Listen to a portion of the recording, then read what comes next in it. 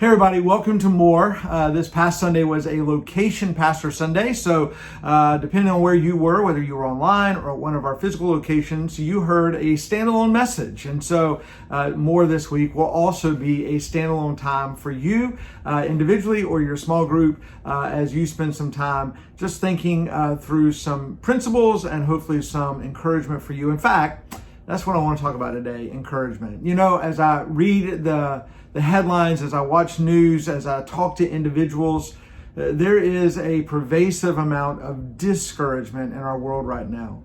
Whether that's because of inflation and gas prices, food prices, whether that's because of just difficulties navigating life right now with so much negativity, or whether it's just because of where you are right now spiritually, discouragement seems to have a way of beating us up. And for a lot of people, I think they think that the negativity and discouragement of this world are kind of winning.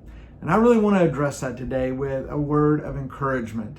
You know, I think encouragement is something we need continually, but when we see the environment around us, the culture around us, and it doesn't feel encouraging, I think as Christians, we should be even more focused on sharing words of encouragement to one another and to the world around us. This is how Paul said it in 1 Thessalonians chapter 5, verse 11. 1 Thessalonians 5, verse 11, he says, "Therefore, encourage one another and build each other up as you are already doing."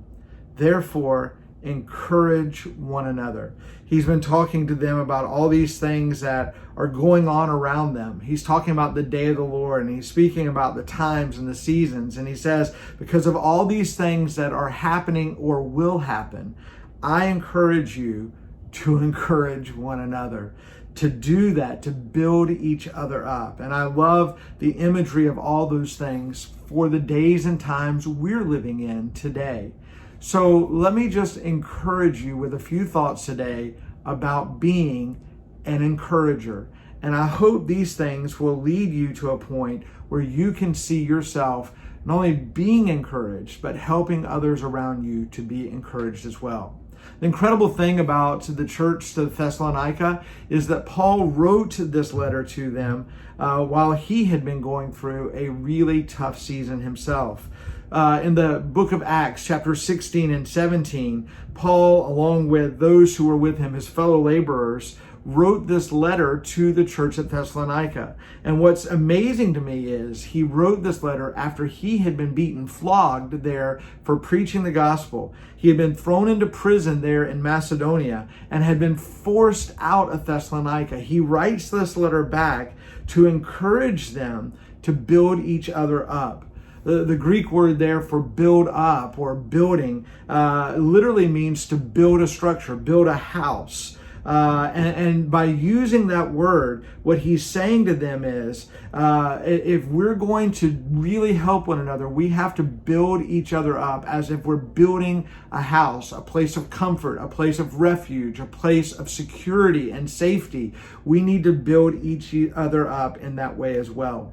I think that type of encouragement is more than just saying you can do that or it's going to be okay. It really is an investment that we begin to make in one another and others around us, that their faith, that their journey, it may be tough. Things may not be what they want, but God is faithful and we can stay the course, even through the face of persecution, even through the face of hardships and down times in our communities and our churches and other places. We don't have to give up.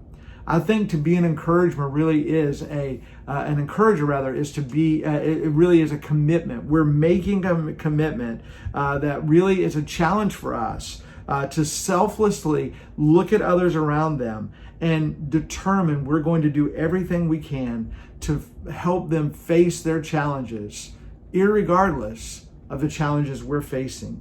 I sense that sometimes we are bent towards self-pity, right? Woe is me. And what Paul does in writing this letter and saying to them, encourage one another and build each other up as you're doing, is he's saying, listen, I want to encourage you even in my place that doesn't really feel very encouraging. I want to encourage you even from this place of imprisonment and remind you, don't give up. Encourage one another. Be an encourager. I think that principle is rooted even in the Old Testament in the book of Proverbs. Listen to this, Proverbs 11, verse 25. Whoever refreshes others will be refreshed. I really think that's the principle, that even when we feel like we need to be encouraged, if we'll encourage others, we will in fact be refreshed as well. I sense that for a lot of us, we don't think we have a lot to offer in way of encouragement because of our own struggles. And I would challenge you that you do and you can be an encouragement to someone else. It may be tough days for all of us, but it doesn't mean these are the days we give up. It means that we hold each other accountable, we build each other up with encouragement, and we keep pressing on.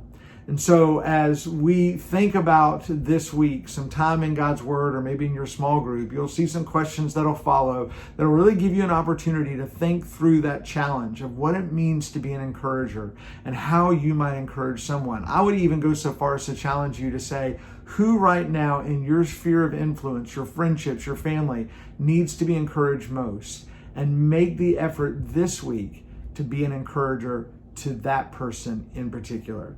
Hey, next week we start a brand new series. It's going to be a really, really exciting time as we start this journey looking at the life of King David, a man after God's own heart. And we're going to be journeying through stories and seasons in his life where we see God at work and God doing some incredible things. I hope you'll join us, invite someone to join you as well, and then we'll start our journey in David's life here and more after that Sunday message. God bless you. Thanks for hanging out today. We'll see you next time.